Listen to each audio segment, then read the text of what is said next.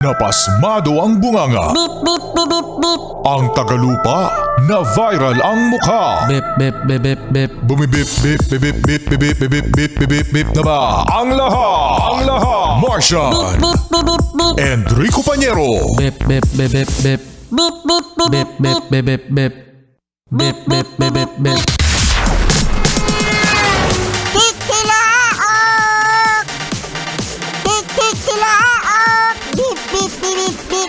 Ito na ang 101.1 Yes FM Balitang Oy, ayan na, shoutout pala sa mga Yes Pre natin na mahilig mag-share ng mga Bible verse. Nakakatuwa mga Yes Pre na meron tayo mga paalala sa Facebook na may mga nagpo-post na mga kaibigan natin na nagsisend ng mga salita ng Diyos. Kasi nakakatuwa, nakaka-good vibes, at nakapagpapaalala sa atin sa mga magagandang mga salita. So eto ang mga system, mga Yes Friend, kasi merong isang addict, na inaresto pagkatapos ay nag-recite ng mga Bible verse.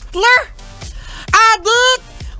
Nag-recite ng mga Bible verse. Oo, sige nga Martian, magbigay ka nga ng Bible verse. Yan ka na naman eh. Dali, magbigay ka. O kahit anong mga bababasa mo sa Bible. Ikaw, Rico Pañero, sumusobra. Pinapahamak mo talaga ako on the spot. On the spot. Dali. Sabi, Oh. love your enemies. Uy, galing. Galing nga, love your enemies. Mahalin mo ang iyong kaaway. Oh. Paano mahalin ang kaaway? Hey! I love you! Ayan yung galit ka pero mahal mo. Hey! I love you ka!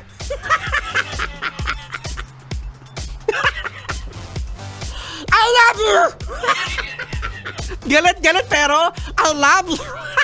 I love you yung sinasabi, So eto na nga, inaresto ng mga otoridad itong lalaki na lango sa drugs, At nung siya ay hinuli na, nagsalita siya ng maraming mga Bible verse na hindi natin alam kung siya nga ba ay nangangaral, meron na ba siyang something sa kanyang pag-iisip, kasi lango na mga Yes Friend lango na siya sa drugs.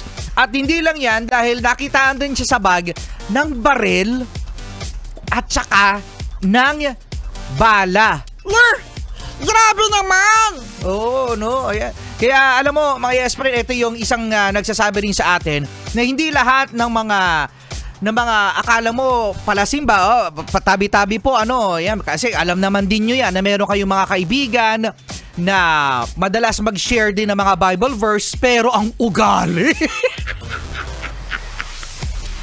Grabe! Pero yung gali, Rico Pañero, Oo, alam mo yun, yung para bang practice what you preach. Di ba, Alam mo, ito yung katotohanan. Merong mga tao na palamura. Yes, merong mga taong palamura.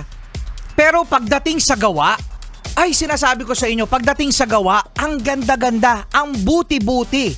Mabuti ang ginagawa, pero mabad words. Ibig sabihin nagmumura. Kasi ang mura naman kasi in English, it's bad words. Di ba, Martian? Correct, very good.